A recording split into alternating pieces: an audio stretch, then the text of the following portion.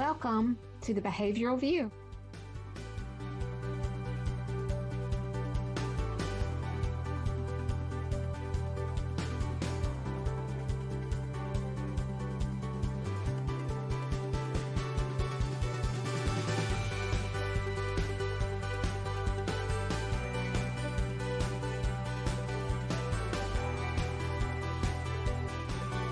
Hey everyone, would you like to get a CEU for this episode?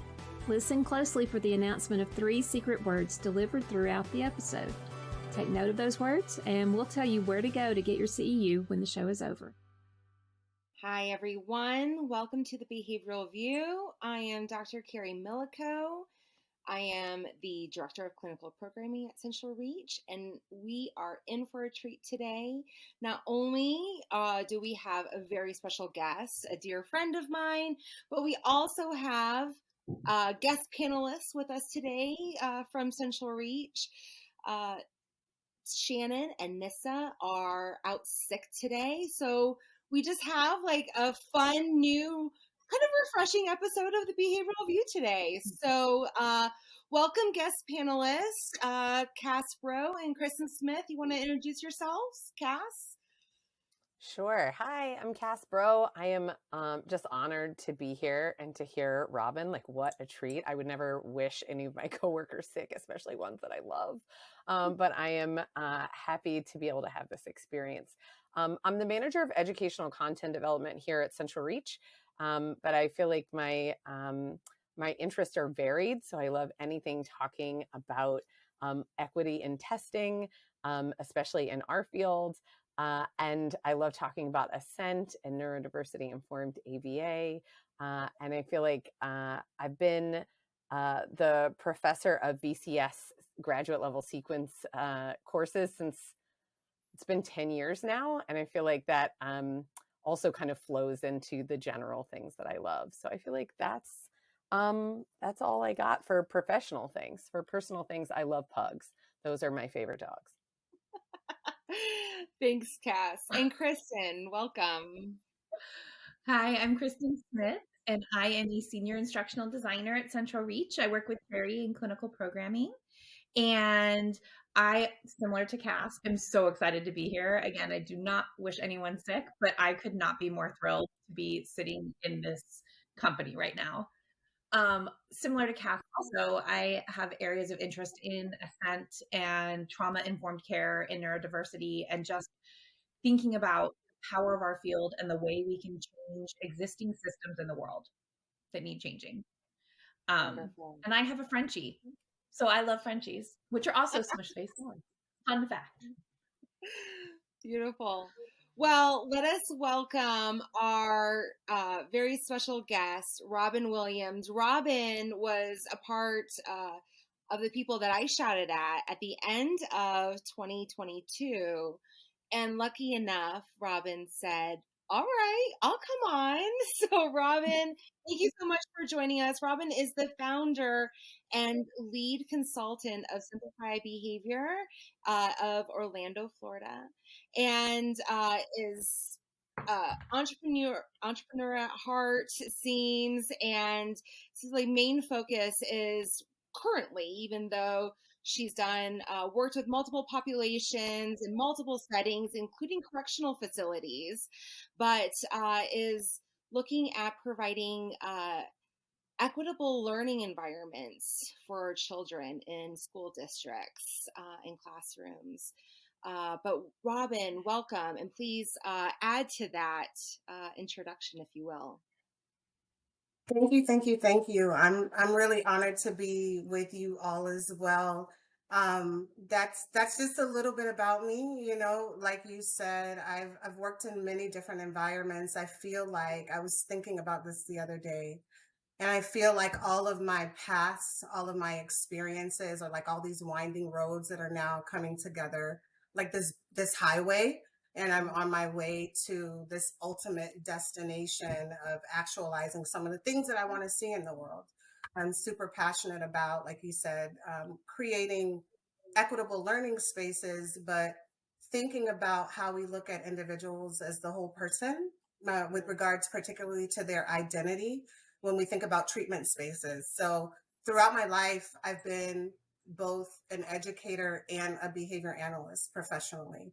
When I first learned about applied behavior analysis, I was a psychology major here in Central Florida at UCF, University of Central Florida. And I thought I wanted to be a clinical psychologist. I thought I wanted to do talk therapy and help people solve their issues in that way, use that modality. But at that time, everyone at UCF, not everyone, I'm generalizing, but the majority of us were working at this place with children and adults with developmental disabilities. And they engaged in very severe and significant, dangerous, challenging behavior. And at that time, Dr. Patrick McGreevy and Dr. Jose Martinez Diaz were like the clinical directors and executive directors of this agency. So I'm working there. I'm learning all these things from these people. I had no idea who they were, what they had done in the past, but it was something that worked. And it was something that made complete sense to me. It was so concrete that I was like, I got to do that. I got to do that. I'm not going to do talk therapy. And I guess by the grace of God, I think we had like a staff meeting one day, and Dr. McGreevy said, well, we're going to offer these courses for free. So whichever staff wants to take them. And if you take this sequence of courses, you can then, with our oversight, study to become, at that time, they were transitioning between the Florida CBA and the development of the board certification, right? And so that was it. And that's how I became a BCABA and started to really work, but more so in like a Medicaid waiver space with individuals. And I wasn't teaching, but I think a good behavior analysis is teaching, right? That's what we do. We use the best instructional methods to teach new skills, to solve problems of social significance. So that's what I started doing. And I couldn't find a behavior analyst job. So I was like, well, I'll be an ESC teacher. So that began that kind of dance between education and ABA. And so I worked in school settings, and then I worked teaching adults how to work with individuals with challenging behavior and exceptional needs, people who are considered the people on the fringes, the marginalized, the oppressed in a variety of ways, if we want to look at that, or people with varying abilities who are often on the margins. And so I've done that for quite some time. Now it's all coming together to where my current focus is on ABA, but incorporating ideas around diversity, equity, inclusion, looking at the full identity of a person, their racial identity, their gender identity, their upbringing, any historical traumas they may have experienced, and how that's impacted their brain, and then how that in turn affects their behavior, and what can we do as scientists to change that. So that's where I am now, and I'm really liking the space that I'm working in now. I love that. Oh, I'm so excited to learn from you today, Robin. This is going to be such a good talk. But before we dive into the meat, I know everyone's like chomping at the bit. We have a fun little question that Robin picked today out of our slew of questions. It is, what would you do to survive being in solitary confinement? Does anyone have a readily available answer for this one yet? Anyone want to go first? Robin, being our guest, do you want to go first, or do you have a preference on how you want to answer? I'll go first. Okay. First because that question jumped out at me. One, because I don't necessarily believe in confinement of humans, right? So my first thought was, I will probably die. That's going to be it. I'm probably going to die. I was like, I wouldn't survive, right? It's going to be sooner than later, right? But then I thought about the things that I engage in now that kind of keep me stable, keep me centered, keep me in a space where I can handle day to day. I think that I would be doing a lot of my spiritual practices, praying, meditating, moving my body. I love yoga. I became a yoga teacher in 2014. And so that's like a core thing. Prayer and meditation is integral. It's necessary. I have to have that in my life.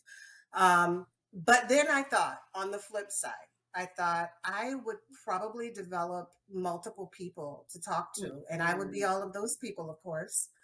And that would be my existence. And I would have to deal with that because I like talking. I like to be social. I like other people. So I'm sure I would create them. What about you guys? Oh, yeah, no, I would have stopped where you started, which was I would not survive. I I agree with you. I think I am not a solitary person. I would not survive. I love to talk. I love to engage with people. I like being alone too, but I just Maybe don't. you might develop some other people to be there with you. And I think that's okay. Yeah, I mean, I think maybe I would. Imagine what they would be like, just chattering the whole time. I agree. I also think that I think I definitely know that me 10 years ago would 100% not have survived. Because even being alone for like a very short amount of time was so uncomfortable for me. It was physically uncomfortable for me to be alone even a short amount of time. Now I have enough like spiritual practice and sort of things that I regularly do alone and enjoy. I'm more of an introvert than I thought, which may be a surprise to everyone else. It was certainly a surprise to me. But I was like, oh, I actually need to be alone to recharge. And so I think I would fare better now, but I also would probably create people to talk to. And I feel like my people would be people that are like in my life outside of solitary confinement that I enjoy talking to. And I would probably actually do their accents and like imitating. So I would just like have a conversation guessing at what the other person would say. I'd be all right. A complete show, a one person show. Just I can see that. Sometimes you put on a one person show, Cass. I am like a one person rolling show, but it's like not in a good way. Like it's like, oh man, there's that show. I think for me, yeah, Robin, I think I think we're all kind of feeling it. That I don't know if I could handle that. I actually watched. Was it John Oliver or was it? Um, there was one. I think it was John Oliver that showed what solitary confinement was just recently, and they played a 6-minute clip of just the sounds of solitary confinement because oh yeah, and it is loud, and they said that like solitary confinement also in many circumstances includes leaving the lights on for like the entirety of the day. There's not like a lights off option, and so in some places, and so it was really loud, and that it was constant banging and like this white noise sound, and pretty traumatic environmental settings, if you could probably ask anyone. Um, so I just watched that like a week ago. It happens to be. And so I was like, yeah, I don't even think that like a quiet place where you could get there. So I think that meditation thing would be necessary to try to like create that stillness. I love music, so I might try to like take in that banging or noise and like try to like turn it into some sort of like purposeful music. Like, oh no, I'm going to pretend that that's like a song or something like that.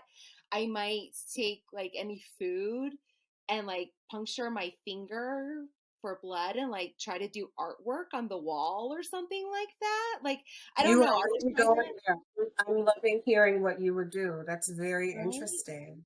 I don't know. Like I think I would try to get into some of that creativity because I also was like, oh, I would try to get routine, like a routine. But then how do you even know what a day is if you don't even have any sort of this stimuli to signal like passings of your day, right? Other than maybe the signal could be like when breakfast, lunch, and dinner would be served to you. But if the lights are on the whole time, no, like just but anyway, so that was kind of my thought process when we got the question this morning, and I was like, oh gosh. So yeah, I think I would try to like be creative. But hopefully I got a little mouse friend that found his way into my cell. But yeah, that's what came to mind. All right. Well, let's pivot and go into a conversation around, Robin, what you are in the school settings now, right? And working with teachers on building equitable environments for learning. What does that include? Talk to us about that process. It's consulting, it's, like, is it creating workshops? What is the content around that? How do you weave in behavior analysis? Like what is that? What's that set up?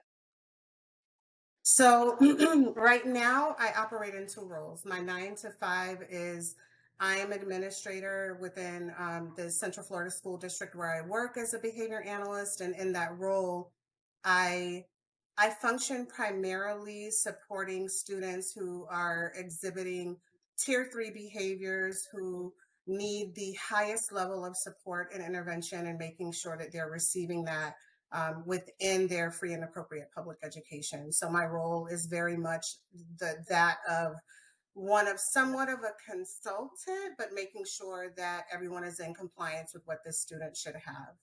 I think where I get to do my joy work, I was on a different podcast just the other day with Joy Works, an educational consultant woman that I think you met her maybe in Nashville. I'm not sure, Carrie, but about my joy work. My current joy work is with Simplify Behavior and doing professional development with school districts and correctional facilities around the nation on how to integrate some of the best things that I feel are best practices within our science, like how we can use behavior skills training to teach educators and caregivers and parents around equitable practices and what that looks like in school settings and family homes and correctional facilities, wherever, but also integrating ideas with universal design for learning and how are we integrating choice and how our learners prefer to learn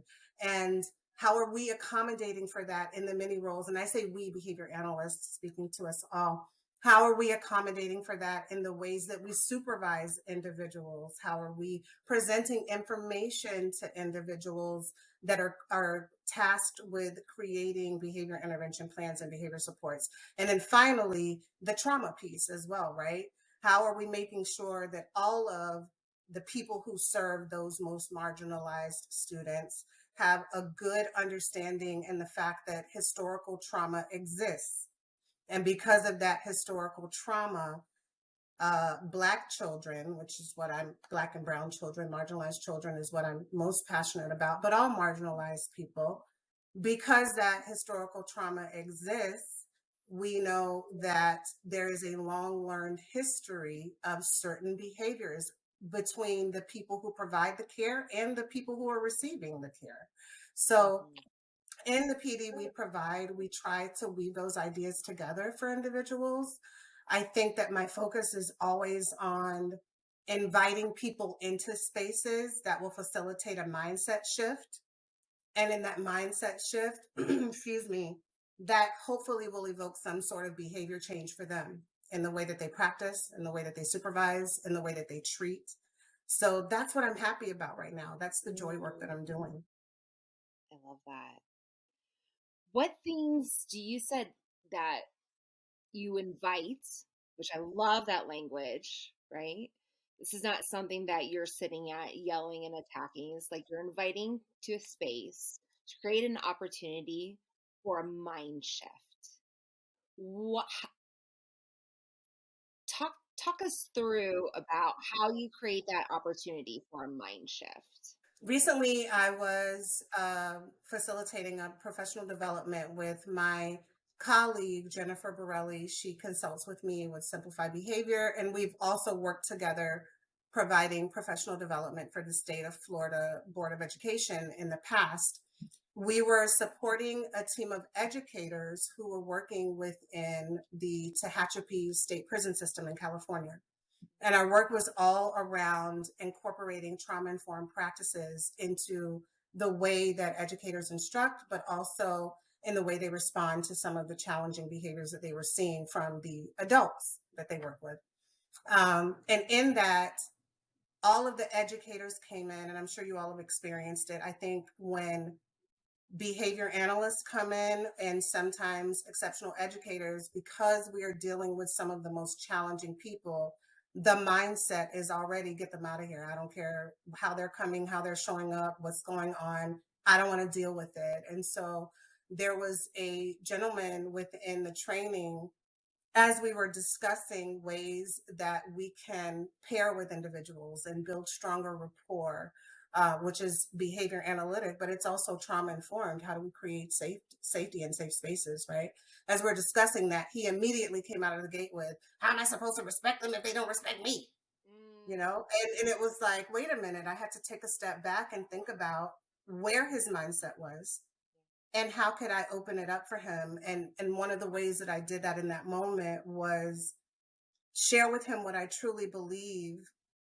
And it's that when we are in spaces where we're supporting and educating and doing the work of changing people's lives, we have an obligation to maintain professionalism, and not professionalism as it's referred to that adheres to the dominant ideology of white Christian males and white and Western culture and values, but professionalism as I operationally define it, professionalism that is centered around understanding what our role is and what behaviors we can perform within that role that, one, align with our values and any code of ethics that we may be working within, but also truly honoring the dignity of the people that we are serving. And how do we do that? The only way we can do that is by honoring the whole individual. That's the key of the mindset shift for me. So I think that when you believe that, then you can move forward with that mindset shift, and hopefully your behavior will change as a result. Oh, love that.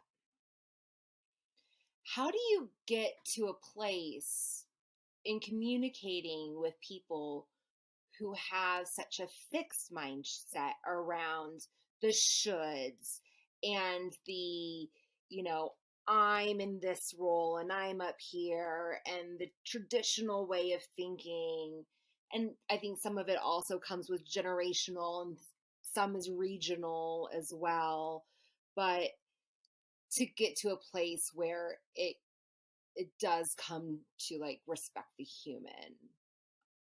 Like I feel like there's a lot of layers and a lot of chipping away and a lot of, it's incremental work. And I imagine that sometimes when you come in as a consultant, you may see people that are maybe one-offs, unless you're like in a district where now like you can like work at it and you can see people over and over again. But sometimes as a consultant, you may just see a teacher in a single instance.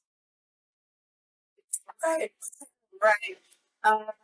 I I think that coming in to fix a problem, right? One of the things I know to be true is talking about and doing this work, there are always going to be individuals that have to come to grips with the fear that is presenting a barrier to them even learning or being open to a new idea. And so coming into spaces, whether I'm working with someone for just a quick hour or over an extended period of time where we have multiple sessions and follow up and opportunities to collaborate and think through challenging ideas as we solve problems. The key for me is creating safety so that we can have open, honest conversations around what is the fear that is presenting these barriers for you. There's nothing, I think, within our science, if you really think about it, to me, it is so clear and objective that when we veer away from like, here is the structure that is already here, I think it opens us up more to falling into alignment with white dominant culture. I hate to No, put it. no, say it. Yeah. Okay, you Yeah. know what I mean? Like, Yeah. if we, here's objective, here's what it is, here's what we see, here's what we can do. Let's not pull in your necessarily all of your thoughts and your values, but stay true to what your core values are as you're working, but also let's remain true to these structures and processes and systems. Like when I'm in school districts and working, that's how I maintain the focus and keep it open and inviting. Let's stay in alignment with these systems that we know work. Mm-hmm. So will I remember that in just a second? Cass, you were about to say something. I'm just emphatically nodding because I'm like, yes, all the things, yes. I think that I also feel like meeting people is so often seeing that there isn't much difference between us and the people that we work with. I feel like finding the sameness is really important, and not sameness as in like normativity sameness. I mean like the sameness that comes with the human experience in general can be really powerful. And I once saw this it was like a show where it made all the adults it would like flash to them as an adult, and then would flash to them as like a small child wearing adult's clothing.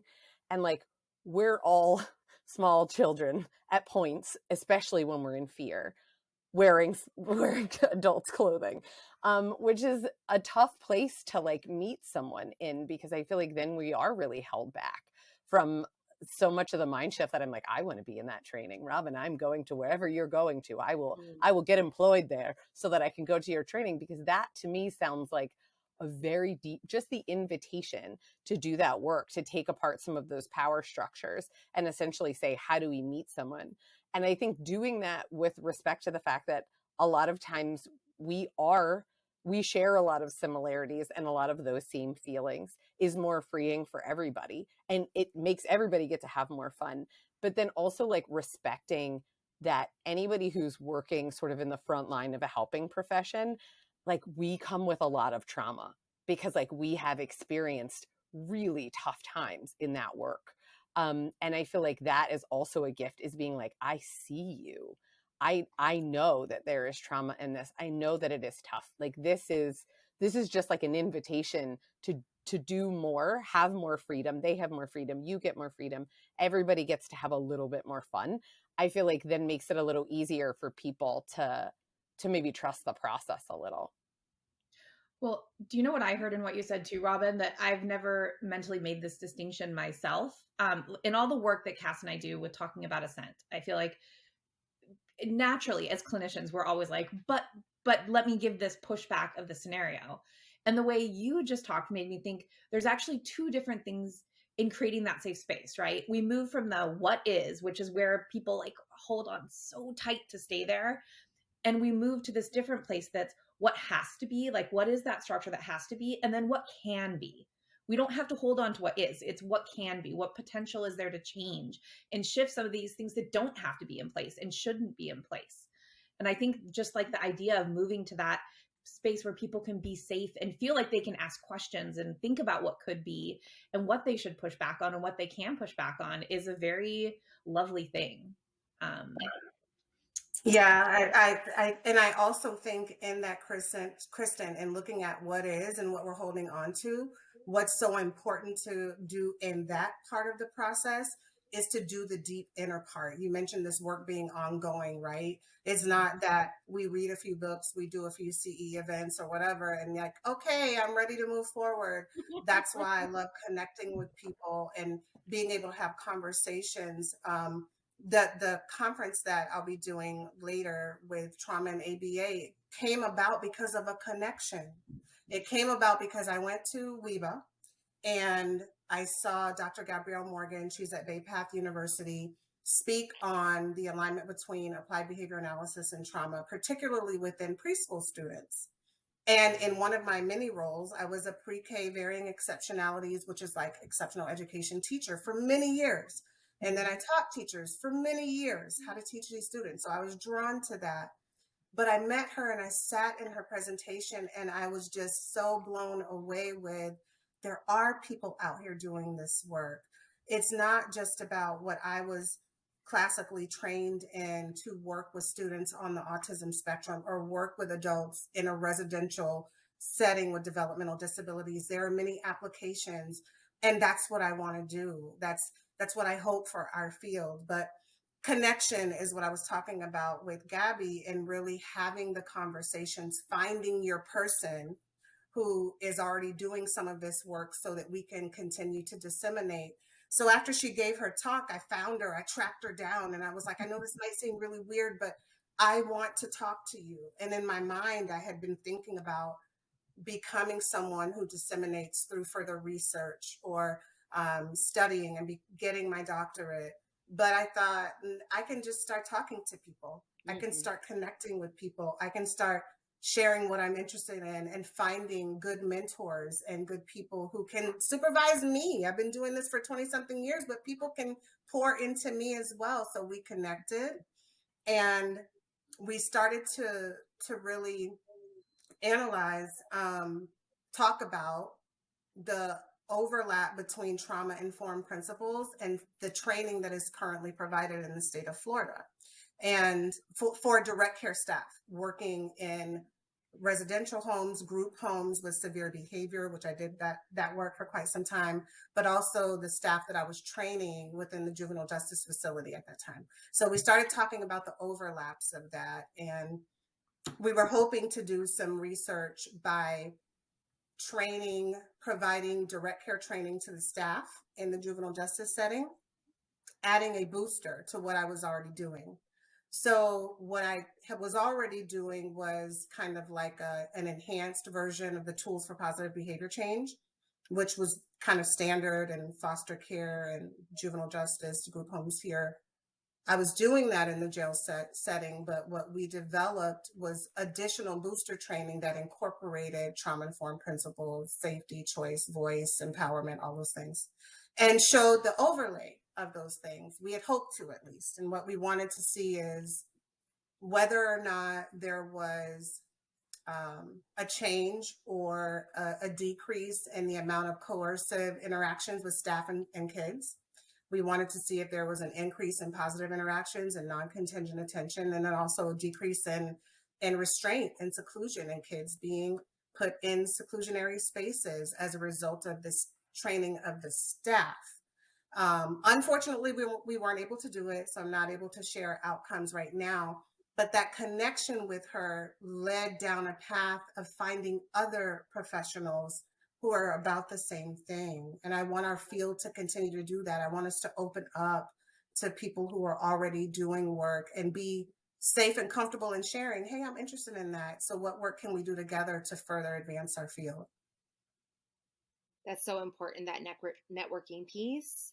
And usually I find is that when you reach out to people, people are excited to work with others who are interested in the things that they're interested in.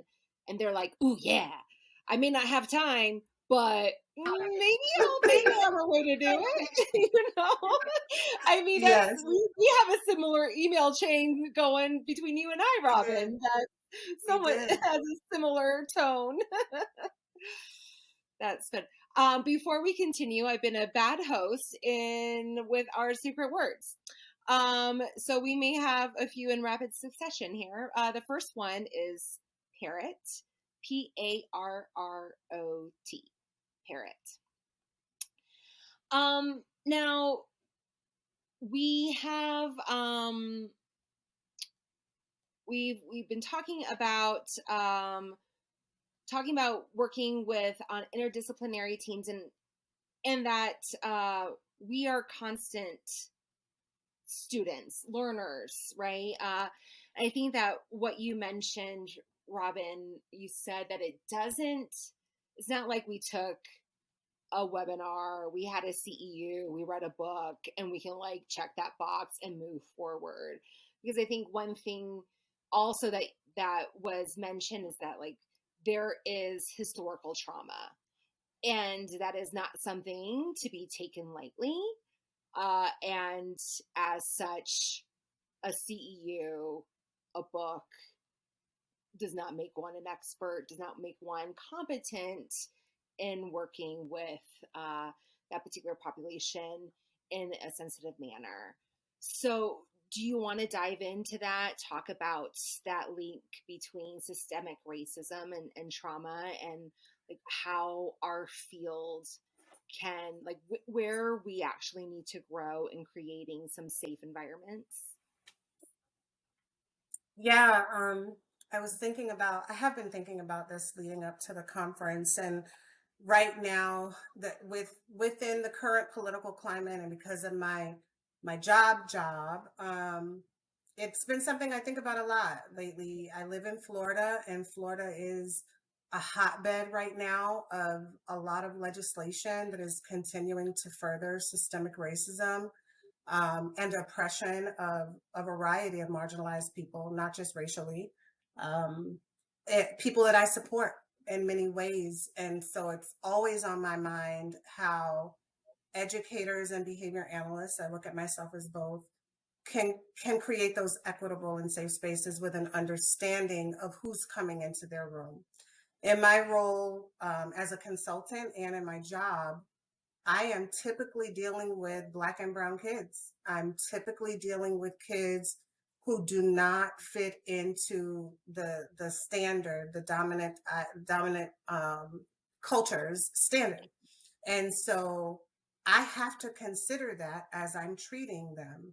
I have to consider how punishment-based procedures, things that we see typically in classrooms. Okay, someone is engaging in undesired behavior, so we're going to verbally reprimand them and punish them and stop that behavior. Well, if someone has a long learning history of experiencing being demoralized, spoken to in a condescending way, people devaluing or even silencing their voice, that is another way we are perpetuating punishment and harmful procedures. So we need to think about that as we're writing in verbal reprimands for kids or punishment procedures or adding extra work for undesired. I want people, educators and clinicians, to think about those things from that angle. What has this child's caregivers experienced as a person who may be a member of a marginalized community? One of the things I saw a lot in the correctional facilities and also in some of the school districts that I work in, typically the people who are providing the direct care to individuals are part of minority groups. And the people who are supervising those individuals are not. And when the supervisor, the lead, the manager, the teacher versus the paraprofessional is not even aware of the whole learning history, the historical trauma that the direct care staff have experienced or the parents or caregivers of that same child have experienced, we're setting ourselves up for fighting a very challenging and or losing battle when we're designing treatment and not thinking about ways we can incorporate equity. So we have to look at those intervention procedures very carefully. We have to look at the types of assessments we're conducting with kids. Who are we asking the questions to? Whose voices are we inviting into the process as we're completing our assessments and planning for treatment? And how are we providing choice throughout, which then incorporates better instructional design for individuals? So much in that. And also knowing that, remembering that, like, looking at the assessments that we look at, seeing where the populations, if they have normative data, and normative data of who, right? What is the racial profile or the SES status, or, was it actually of just white upper middle class data that we're comparing these assessment results to, or is it a truly representative sample of it's more of a collective demographic. think that that is also something to be cautious of when we're looking at the assessments that we use and comparing scores. Yeah, and I've been talking through this, listening to, I'm trying audiobooks, guys. I like to read Ooh, and write and highlight, so it's very challenging. I, you know, Oh, I I muted for do. a second. Oh no, It's not my, I use both because the audiobooks help me get through the book because I don't necessarily have enough time to sit down, but then I'll get a paper one because I like you, I want to go back and reference. So it's a little bit Mhm. more costly, but I'll do both. Just a little tip from Yeah. one to I another. think I might need to try that. I've been listening to a book, Street Data, and it's all about the questions that are being asked in educational spaces. And one of the things that struck me from that book is a question that we need to be asking individuals as we're thinking about data and equity work in particular and honoring the entire individual is, what else should we be asking? I know that sounds like Mhm. a really simple question, but when we're opening up our work and inviting people in, a question that we should be asking is, what else should we be asking? And I just did this with a school district that I'm working with both sets of staff, with the Mhm. staff who does the supervision and with the staff that is doing the direct work in the field. And that was so eye-opening to me because the responses that came back were so different, but that's going to continue to guide our work, and it opens up, it exposes for us where they are on their equity journey and where they are in like this process of shifting a mindset. If they know that we are there to help them better identify solutions and to the work and to determine what's working well regarding diversity, equity, and inclusion. But when I open it up and say, what else should we be asking? They're mentioning higher power structures or other systems in place, then we know where to go to guide our work. Robin, you just answered the other question that was in my head because I heard you say like the direct care staff and the clients are often, Black and brown, learners and direct care workers, but then the supervisor is white. And here you have a power differential or someone who is maybe crafting treatments that is uh, disjointed from the culture or the experience of the learner or the caregiver who's like, nah, man, that's not exactly what this learner needs. And I was going to, my follow up question to that was also going to be like, okay, so given that, there's so many, looking at our demographic data in our field, there's so many white women in our field, and we'll probably see that scenario often, as you mentioned. What can we do to then? And then that's exactly, we need to be asking those questions, relying on our RBTs and their experience, and saying like, okay, what else should we be asking? Teach me what this child needs. What other things am I missing from their experience and their culture? Learn from the family. Do their own experience and learning about the cultures on their own. Obviously, there's training that needs to be done within the organization about cultural competency and humility and all that other kind of stuff at a systemic level. But to know that case itself, they need to learn from bottom up. Right. And from within first. I just Mm-hmm. want to circle back to that. It is a constant kind of, who am I? What do I value? Which is so exciting around the work with ACT and in our field. What do I value? And how is my identity showing up in the way that I serve others and the way that I think about serving others?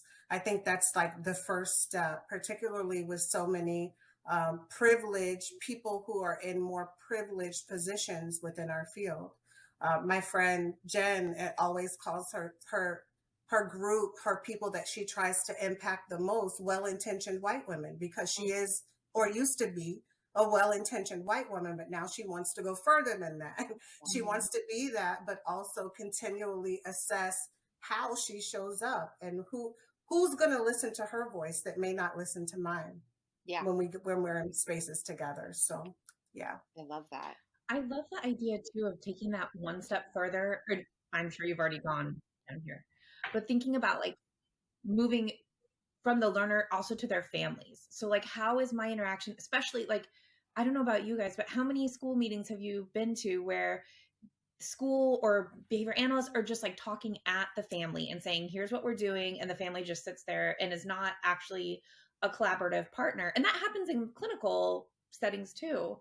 But really, you know, a good training I would love to attend would be, how do I become better at being a partner and considering some of these historical pieces that I may not even know exist? And what are indicators that a family feels comfortable to say, stop reprimanding my child? Not that I would do that, but you know, like creating really that partnership where families who are different than me can say like, this is actually not okay with me, and they feel comfortable advocating for themselves, and then I can avoiding those missteps, right?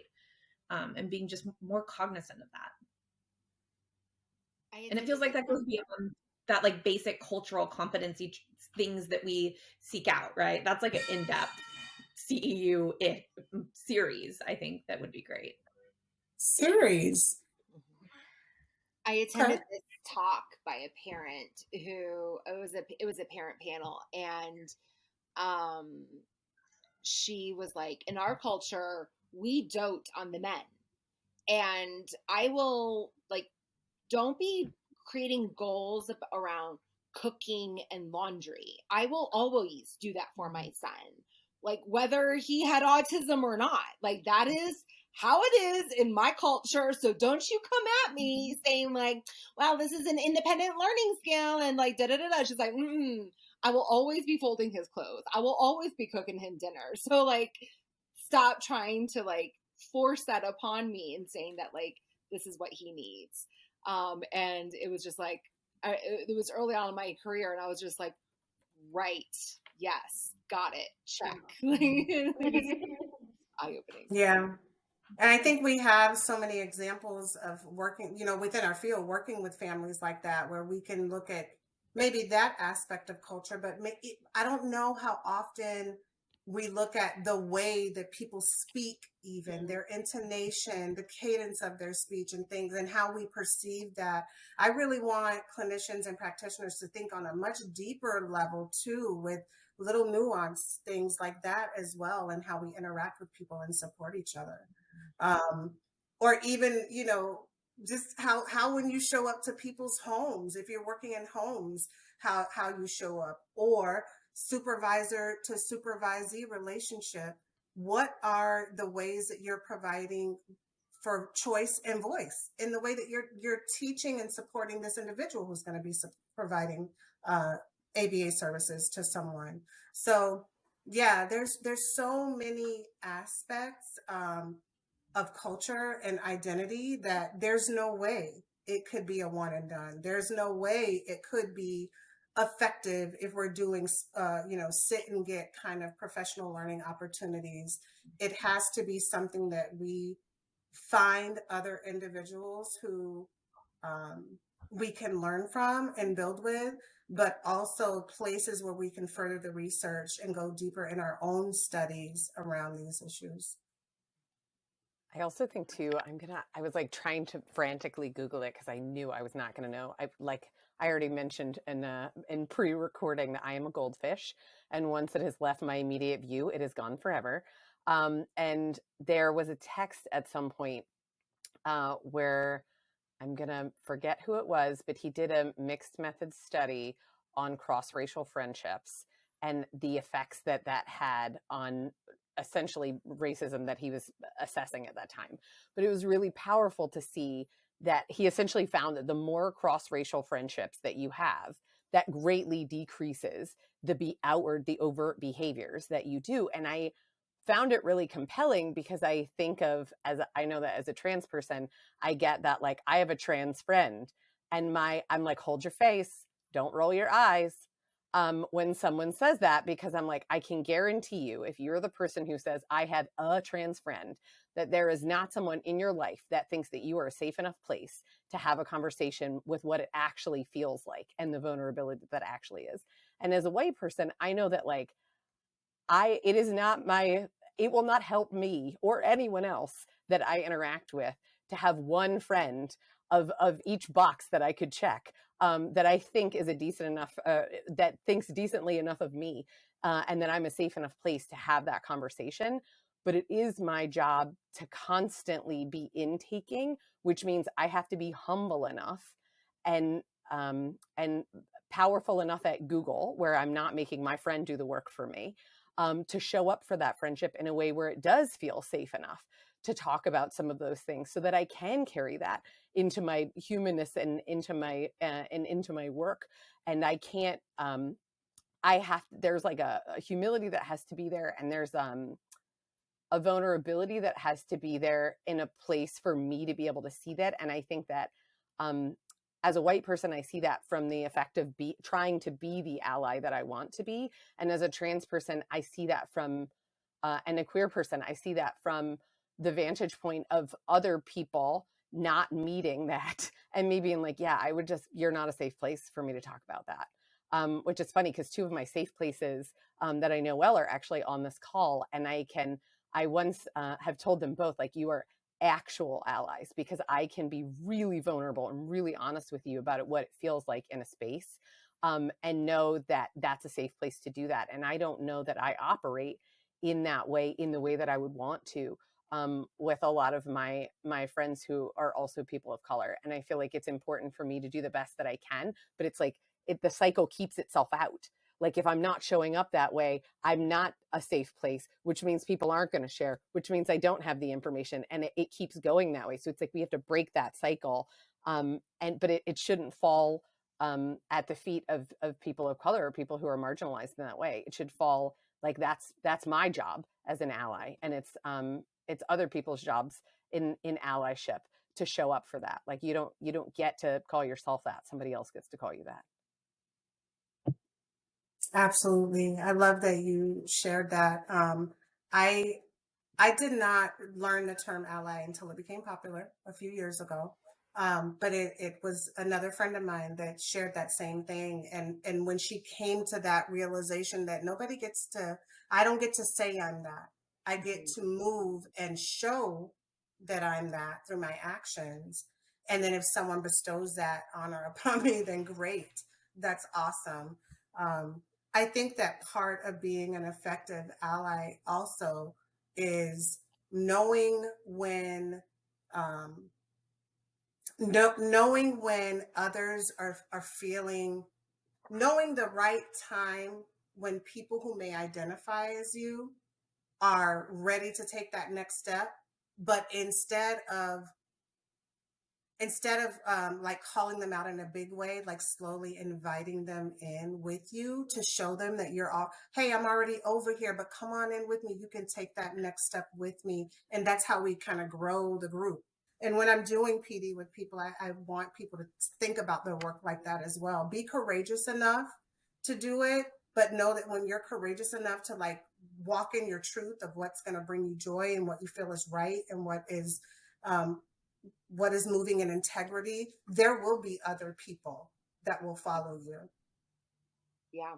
And I think taking the initial steps sometimes is it's a little, scary, and people are nervous, and there are, social contingencies and financial contingencies sometimes that are associated with that. So, like, but baby steps moving forward. And I think, Robin, like you mentioned before, identifying who you are and what is valuable to you, and identifying like how you can move in alignment with that, right? So that way, like, so you can say like, okay, this step is towards my values. And like, even though it's scary, I feel at peace about it because it is more in association with my values, because I'm committed to like supporting who I am, which is also supporting who these people are. And even if they're not like right there, we're of like different cultures, like my value is supporting this movement, these people, this concept of like identity and advocacy and allyship. And I think even that little step allows you to make bigger steps in the future, and being able to discriminate, be like, okay, so like now I can do this, now I can do this, and finding others who can show you how to take those steps and taking steps together, and growing in that, I don't know, in kind of a bold way, because you don't always have to be bold. Cass taught me that, there's, if you have like looking at it like a boldness meter from like 1 to 10, there's the at little small ends at the threes make there's a role for people making small movements, and there's a role for people making big movements, right? And everyone plays a role, and so you don't always have to be the one who's making the huge, like, you don't have to always go to the rallies or the protest, but you making small changes within your organization, within your community, within your family, it makes a difference. And maybe you move. Maybe you started at 2 and you move up to a 5, right? So, but maybe you started at 2 and you move up to a 3 or yeah, 2.2. and that in of itself, and we're all about progress, right? Within this group, that's progress. Exactly. What we hope is that you're not moving up to that 2.2 and then dropping back to -5 or whatever. Yes. But yeah. but that in any kind of progress. So yeah, I love that you mentioned that, and thinking about the journey that we're all on, that we all hope to be on as good clinicians and good people doing hard work. I don't think anybody does the kind of work that educators and behavior analysts do without wanting to really make change. I really don't. I think no matter what group you work with, what population, what setting, you want to really make world change. You want to really show true justice and action through your work. So it's ongoing, it's not just a one-time thing. I hate to keep saying that, but it's so true. It's so true. I have to pause here. Second word, Oriole, Oriole. Oriole, Oriole. Okay, Cass, were you gonna say something? I was thinking of I feel like so often when we get into when we're talking this, I want to be like, the power of vulnerability in this is such a gift, because I feel like half of the humility that comes with this is the ability to overtly do what actually happens inside of a lot of people, which is we do something and then we're like, that actually wasn't in line with my values, and that wasn't what I meant, but I know that it quite possibly caused harm, because my intention doesn't matter if it caused harm to someone. And so I feel like the knee-jerk response, and I feel like society often pushes this, is to defend what we did, to put up the defense, instead of what I think actually has to happen, which is the demolishing of the defense, and being like, I actually did something that was not in line with my values, identifying what it was, and then saying I shouldn't have done that. I would like to do differently in the future. That amends, that vulnerability and that amends is so powerful, because I feel like especially modeling that at an organization level makes such a difference when we're doing that overtly. What we often do covertly, it's so powerful in giving other people the freedom to do the same thing. And then it's we start taking down the structures. And if I feel like it's a gift when we can do that, but it does feel a bit like a leap of faith in the beginning, because it feels so scary to do. And what I found that is that in my own life, every time that I have done it, it's been met with grace and appreciation, which I didn't deserve, but it made me braver the next time to do it. Yeah, that idea, Cass, of vulnerability goes hand in hand with being courageous to ask those questions, right? And one of the things when I'm training and talking to professionals or whoever about professionalism, so to speak, the idea of professional courage. I heard it once a long time ago from this fiery woman that I used to work with. And she talked a lot about, as a professional, being competent but also being confident, and those are two different things. You can be um, competent in a thing but not confident in sharing, implementing, or practically using that thing, or you can be super confident but really not know what you're talking about. And so professional courage, and then placing yourself in a space where you're asking curious questions to go deeper about what is in alignment with your values. In order to have professional courage, you have to be both competent, forever studying and really learning, but also confident in what you're knowing, right? That those things have to come together, and that leads to, I feel comfortable with asking even more questions and going even deeper about what I don't know and how I can be a better person, show up better in these spaces, and find people that are agree with me or are going to challenge me in a welcoming and inviting way to be better. I'm thinking about that too as you're talking in relation to the learners you're talking about, the fringe learners, right? Like the learners that people have been dismissive of because of the amount of effort it takes to bring them into the fold of the classroom or the context, and that vulnerability with those learners. Like, hey, I'm sorry I did that. I snapped at you because I was doing 50 things. It doesn't excuse it.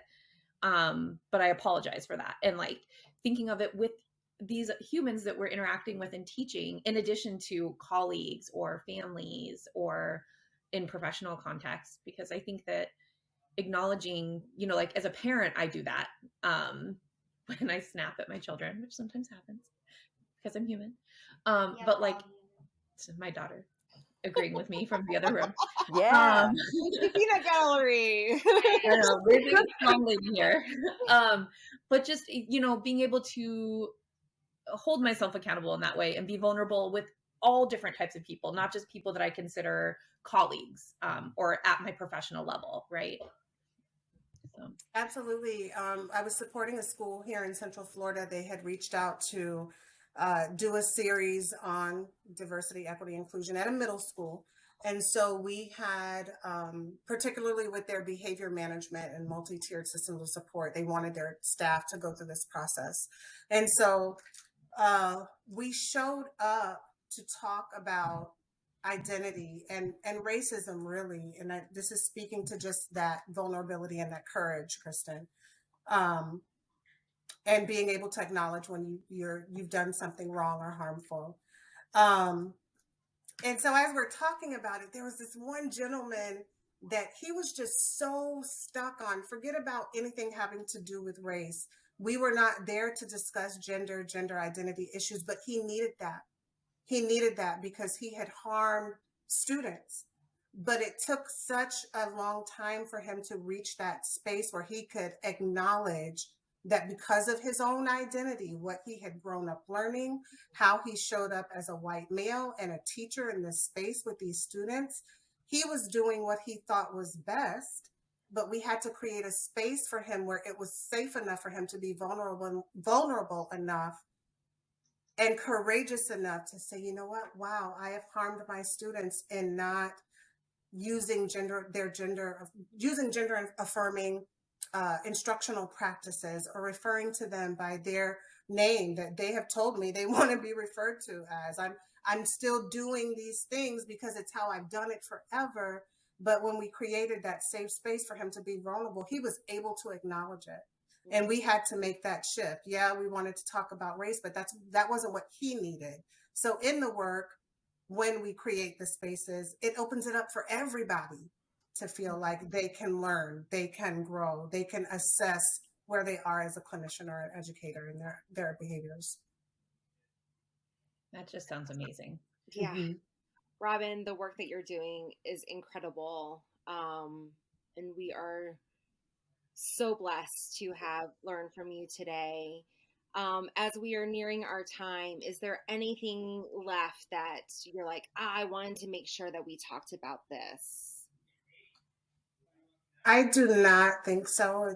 It's been a nice conversation. I'm honored that you guys gave me space to share my voice and to share what I'm joyful about doing and probably next step. So this has been an honor. It's been fun. Thanks. You are presenting at a what's the specific name of the conference? It's a trauma-based conference. It is Trauma and ABA presented by BACB University. You're going to make me give you the full title. No, we'll link in the show notes. It's going to be hosted before this airs, but if there's a recording or anything like that for people to capture your presentation, maybe people can hop on and find that. This is going to be airing around August. Is there anything in your world that people should know about that you're doing in the fall? Yeah, I will say that the presentation that I'm giving in April, I will be doing again. I'm just not sure when. So stay tuned to my website, simplifybehavior.com/CE for continuing education. But I'm discussing how we can consider historical and generational trauma in our application of ABA, particularly for Black and Brown kids, because that's who I've served primarily within ESC and within juvenile justice. So I'd like to share my ideas and continue to spread our science. Beautiful. Thank you. And we'll be sure to include your website in our show notes. Kristen Cass, I know, the duo. Do y'all have anything coming up this fall? Well, we have a publication, a follow-up to our paper that we wrote coming out soon. But otherwise, I kind of did an early conference heavy year. So now you guys are talking about WEBA. I'm excited about that. But no, not really for me. Just my normal webinars I'll be doing at CentralReach. Yeah, I feel like my planned conference schedule shifted because some of the legislation in some of the states where the latter conferences are held. So I won't be going to WEBA this year. I don't know about FABA yet, but based on when this airs in August, this may be old news, but based on recent events there, that likely won't happen either, which is disappointing. But I'm hopeful that some of the conferences that are more multi-state will choose some spaces that are better for all the people to come to. But yeah, it has made for an early conference year for me. So maybe that means more fun travel in the fall. I don't know. Robin, are you going to be at WEBA? I'm not going to WEBA. I've been on the fence about it. I really love that conference, but I'm not going this summer. Gotcha. For some of the same reasons, Cass. We have a final code word, secret word, special word. What we call it? Falcon, Falcon, Falcon. And I have to say that I love that they're all birds. Yes. Robin theme secret word. Our Robin special guest. Well, this has been just a special time. Thank you so much, Robin, for just giving us your time, your wisdom, your knowledge, and your grace during this conversation. We look forward to all that you are doing, and hopefully there's, I know there's going to be continued more fabulous work from you, and I look forward to continued work with you. Hopefully you and I can, in our spare time, do some things together. So. Absolutely. Thank you so much, all of you. Yes. And with that, we are out. Goodbye from the Behavioral View. Thanks for watching this episode of the Behavioral View. To get your CEU, follow the link in the instructions below. You can then go to the attendance verification quiz where you'll enter in the secret words and pay the CEU fee to generate your certificate. If you've already done the work, you may as well get the credit.